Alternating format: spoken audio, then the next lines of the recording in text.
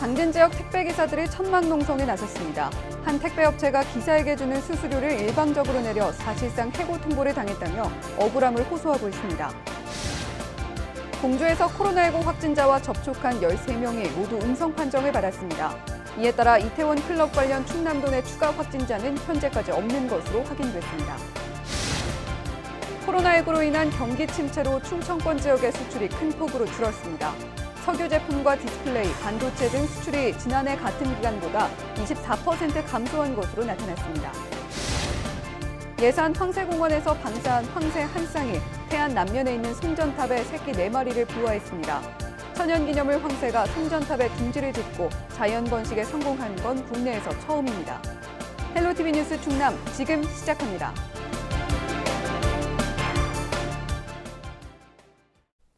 여러분 안녕하십니까? 헬로티비 뉴스 충남입니다. 공주에서 코로나19 확진자와 접촉한 13명이 모두 음성 판정을 받았습니다. 이에 따라 이태원 클럽 관련 충남도 내 추가 확진자는 현재까지 없는 것으로 확인됐는데요. 취재기자 전화 연결합니다. 네, 정선영 기자, 자세한 내용 전해주시죠. 네, 공주시는 이태원 클럽 관련 확진자가 감염된 A씨와 접촉한 시민들을 확인했는데요. A씨가 지난 8일 서울에서 공주로 이동하는 과정에서 접촉한 사람은 모두 31명입니다.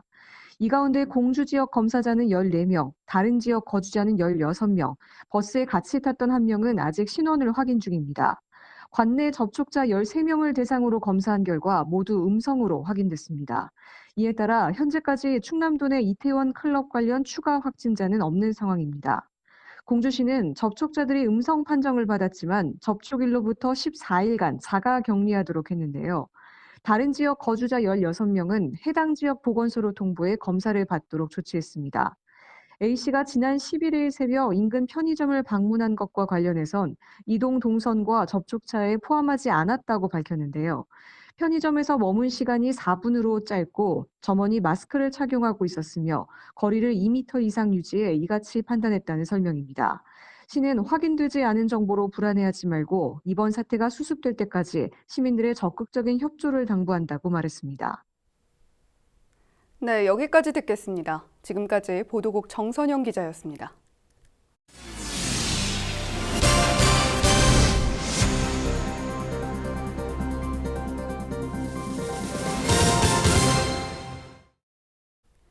충남도가 코로나19 확산을 막기 위해 유흥음식업계의 집합 금지 명령에 대한 협조를 요청했습니다. 양승조 충남도지사는 유흥음식업 충남지회 임원진과 간담회를 갖고 이번 행정명령에 대한 취지를 설명했습니다. 양 지사는 유흥시설에서의 감염은 전파 속도가 빠르고 전염력이 매우 높다며 수도권의 집합금지 명령에 따라 가까운 충남에 인파가 몰릴 것으로 예상된다고 밝혔습니다. 따라서 더 이상 지역사회 감염이 없도록 힘과 지혜를 모아달라고 당부했습니다. 앞서 충남도는 유흥시설 1,200여 곳에 대해 집합금지 명령을 내렸으며 현재까지 도내 이태원 클럽 관련 확진자는 1명입니다. 코로나19로 인한 경기 침체로 충남과 대전, 세종 등 충청권 지역의 수출이 지난해보다 큰 폭으로 감소했습니다. 대전 세관에 따르면 지난달 충남과 대전, 세종의 수출은 56억 8천만 달러로 지난해 같은 기간보다 24.3% 줄었습니다. 품목별로는 석유 제품 수출이 83%로 가장 많이 줄었고 디스플레이와 반도체가 뒤를 이었습니다. 수출 국가별 감소율은 베트남이 38%로 가장 컸고 중국 31%, 일본 15%를 기록했습니다. 당진 지역 택배기사들이 천막농성에 나섰습니다. 한 택배업체가 기사에게 주는 수수료를 일방적으로 내려 사실상 해고 통보를 당했다는 건데요. 취재 김단비 기자입니다. 당진 지역 택배기사 20여 명이 2주째 천막농성을 벌이고 있습니다. 비가 오는 궂은 날씨에도 일자리를 보장해달라는 팻말을 들고 시위를 이어갑니다. 이들이 배달 현장이 아닌 길거리에 나선 이유는 무엇일까? 기사들은 재계약을 앞둔 지난 3월 소속 택배회사가 기사에게 주는 수수료를 일방적으로 내렸다며 사실상 해고한 것이나 다름없다고 주장합니다. 택배회사가 제시한 건당 수수료는 기존 금액에서 200원 줄어든 750원. 한 달 수입으로 따져보면 최대 150만 원이 줄기 때문에 기사들은 유류비 등을 감당할 수 없다고 말합니다. 한 사람당 적게는 60만 원, 많게는 150만 원 정도 차이가 나는데 따지고 보면 뭐 300만 원 버시는 분이 거진 한 뭐 200만 원 가져간다 그렇게 생각하시면 됩니다. 저희가 바라는 거는 뭐 돈을 더 받자는 것도 아니고 기존에 받던 거 그대로 받고. 택배회사 측은 해고가 아니라 기사들이 일을 할 수 없다며 포기한 것이라고 반박했습니다. 또 기사들의 요구대로 기존 수수료를 보장해주는 것으로 협의가 끝났지만 이번엔 대리점 일부 운영 등 또 다른 조건을 내세우고 있다며 원활한 택배 서비스를 위해 계속 협의를 이어나가겠다고 전했습니다. 코로나19 영향으로 특수를 맡고 있는 택배회사. 당진에서는 수수료 문제로 갈등을 빚고 있습니다. 헬로티비 뉴스 김담입니다.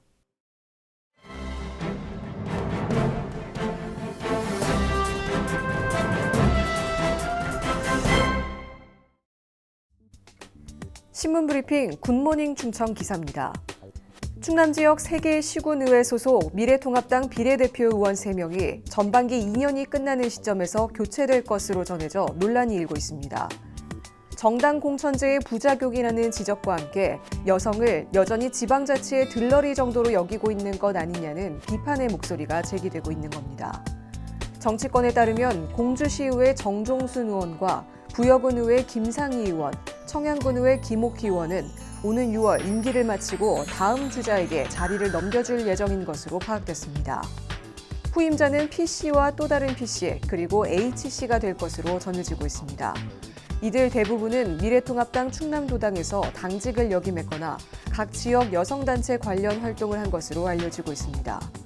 문제는 이들의 임기가 2년이나 남아있다는 건데요.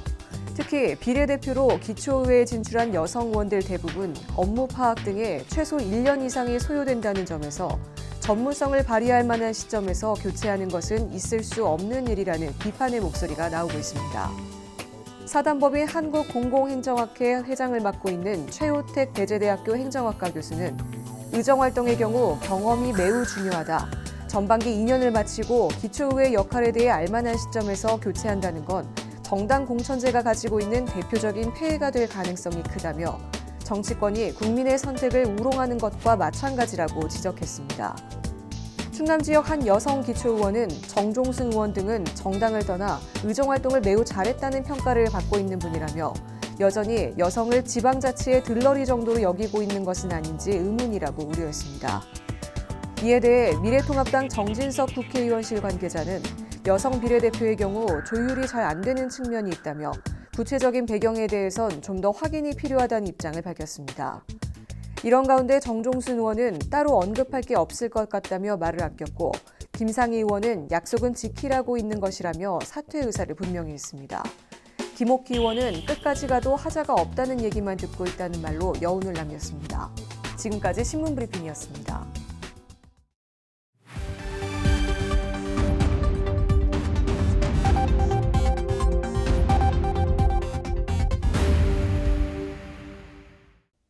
시청자 여러분 안녕하세요. 주민 여러분의 교통안전을 책임지고 있는 태안경찰서 장은효 순경입니다. 이 시간에는 사고 현장에 담긴 블랙박스 영상을 통해 교통안전 수칙을 점검해보고 있는데요. 오늘은 아산에서 있었던 사고 장면부터 만나보겠습니다. 밤 10시경 직진 주행하던 차량이 갑자기 나타나 차량과 부딪히고 멈춰섭니다. 우측 골목에서 나오던 차량이 중앙선을 넘어 일으킨 사고인데요. 가해 차량의 부주의한 운전의 원인은 음주였습니다. 음주운전은 자신뿐만 아니라 다른 사람의 소중한 삶을 앗아갈 수 있는 중대 범죄라는 사실 꼭 잊지 마시길 당부드립니다. 계속해서 다음 영상 보시죠. 지난 2월 서천이안 교차로에서 일어난 사고입니다. 전방에 황색 전멸 신호가 운영 중인데요. 블랙박스 차량이 통과하는 순간 좌측에서 진행하는 차량과 충돌합니다. 적색 전멸 신호에 멈춰서 있는 트럭과 달리 멈추지 않고 그대로 진행하다 사고를 일으킨 건데요. 전멸 신호는 통과 신호가 아닙니다. 적색 전멸인데 일시 정지하지 않아 사고가 났을 땐 신호 위반 사고로 처리됩니다. 황색 전멸 등은 다른 차들을 조심하면서 갈 수 있는 신호이고 적색 전멸 등은 교차로 앞에 일시 정지했다가 조심해서 가야 하는 신호라는 사실 꼭 기억하시길 당부드립니다. 다음 영상 이어서 보겠습니다. 지난 3월 홍성해안 교차로 통행방법 위반으로 많은 사고가 일어나고 있는데요. 블랙박스 차량이 교차로에 진입하는 순간 좌측으로 진행하던 경운기 후미를 충격합니다. 이미 교차로에 들어가 있는 다른 차가 있을 경우 그 차를 먼저 보내고 진행해야 하는데요. 영상에서와 같이 신호등이 없는 교차로에서는 양보운전에 의해 통행하도록 하고 있습니다. 특히 교통정리가 없고 좌우 확인이 안 되는 교차로는 반드시 서행 또는 일시 정지 후 진행이 원칙입니다. 교통법규를 준수하며 안전운행하시길 당부드립니다. 지금까지 블랙박스로 본 교통안전 장은효 순경이었습니다.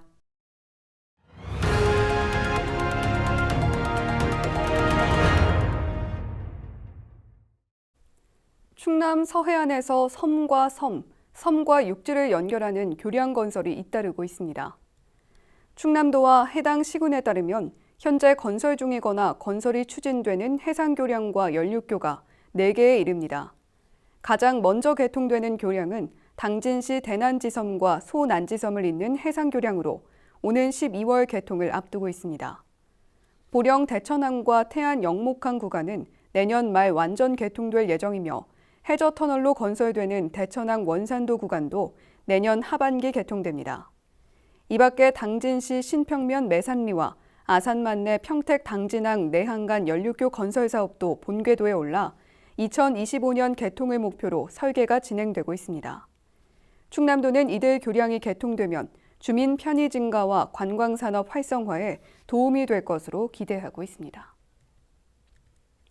화력발전소가 있는 충남 4개 시군이 지역 자원시설세 인상을 위해 손을 잡았습니다.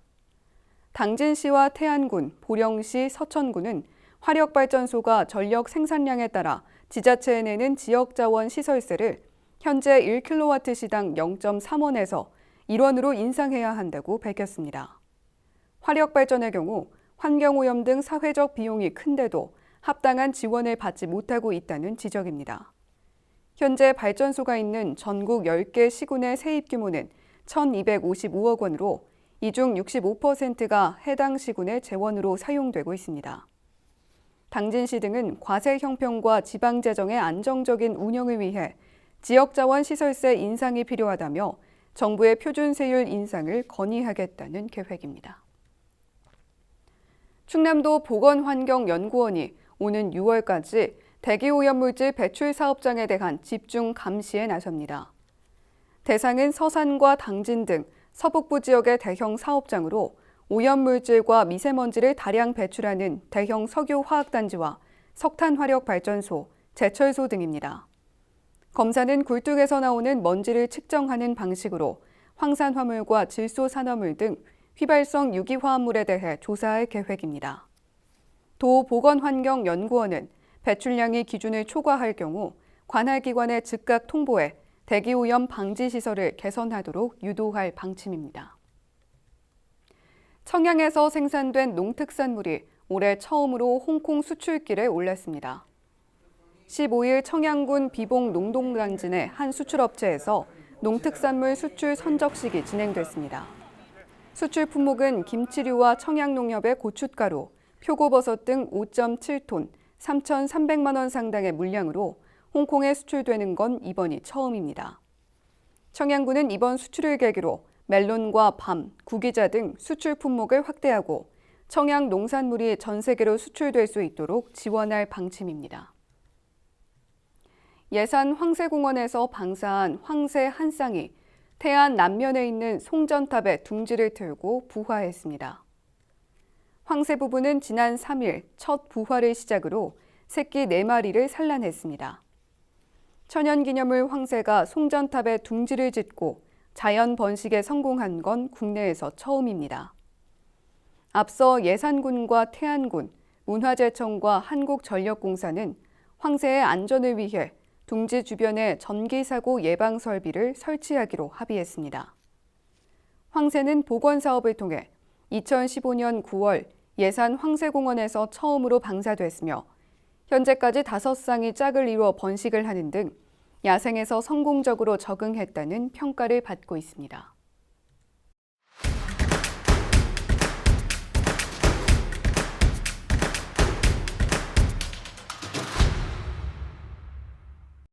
홍성군이 코로나19 생활방역 전환에 따라 일부 공공 실내시설을 재개관했습니다. 군은 홍주성 역사관과 고암 이응로 생가 기념관, 홍주문화회관, 광천 공공도서관 등을 개방했습니다. 해당 시설에 출입할 경우 마스크 착용과 손소독, 발열 확인 등 방역 지침을 준수해야 합니다. 서산 대산읍 대로리에서 15일 모내기 시연회가 열렸습니다. 한국농업경영인 서산시 연합회 주관으로 열린 이날 행사에는 서산시 관계자와 주민 등 50여 명이 참석했는데요. 참석자들은 이항기를 활용해 모내기를 하며 올해 풍년 농사를 기원했습니다. 당진시 농업기술센터가 마을로 찾아가는 농업기계 수리 교육을 실시하고 있습니다. 경운기와 방제기, 예초기를 사용하는 50개 마을 농업인을 대상으로 진행 중인데요. 일부 부품비만 부담하면 한 사람당 3만 원까지 무료로 수리를 받을 수 있습니다. 예산군이 오는 26일까지 공공근로 참여자를 모집합니다. 참여 자격은 중위소득 65% 이하, 재산 2억 원 이하 만 18세 이상 예산 군민입니다. 사업 참여자는 복지와 안전, 환경 등 다양한 분야의 공공 일자리에서 근무하며 시간당 임금 8,590원과 부대비 등이 제공됩니다. 청양 자원봉사단체들이 운영하고 있는 이동빨래방이 지역사회에서 호응을 얻고 있습니다. 이동빨래방은 홀로 사는 어르신이나 기초생활수급자 등을 위해 격주로 운영되고 있는데요. 봉사자들은 세탁뿐 아니라 집안 정리와 건강상태 확인까지 돕고 있어 어려운 이웃들에게 큰 힘이 되고 있습니다. 지금까지 25초 뉴스였습니다. 날씨와 생활입니다. 토요일 충남 지역은 대체로 흐리고 안개도 짙게 껴 운전하실 때 조심하셔야겠습니다. 새벽부터 아침 사이에 산발적으로 빗방울이 떨어질 수 있겠고 예상 강수량은 10에서 30mm입니다. 토요일 아침 최저 기온은 13도, 낮 최고 기온은 23도를 보이겠습니다. 자세한 우리 지역 날씨입니다. 아침 최저 기온은 태안 13도, 당진, 서산, 홍성과 청양은 14도, 예산 15도를 나타내겠습니다.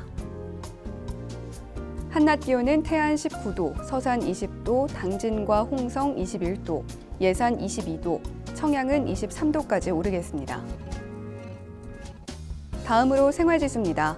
토요일 충남 지역 흐리고 안개가 짙게 끼겠습니다. 빨래할 땐 바깥 날씨 확인하시고요. 세차는 급하지 않다면 다음에 하는 게 좋겠습니다. 흐리고 습해 불쾌지수가 높은 편입니다. 습도 관리에 신경 써주시길 바랍니다. 이어서 주간 날씨 살펴봅니다. 주말인 일요일에는 구름이 많겠는데요. 다음 주 월요일부터 화요일까지는 비가 내리겠습니다. 수요일 비는 내리지 않겠지만 구름이 많겠고 목요일은 맑겠습니다. 낮 기온은 평년과 비슷한 수준을 보일 것으로 예보됐습니다. 5월 15일은 스승의 날입니다. 코로나19 사태로 인해 선생님들도 학교 현장에서 많은 어려움을 겪고 있는데요. 충남 지역의 한 교사들이 서로에게 응원과 위로의 메시지를 전하기 위해 특별한 온라인 콘서트를 준비했다고 합니다. 영상으로 함께 보시죠.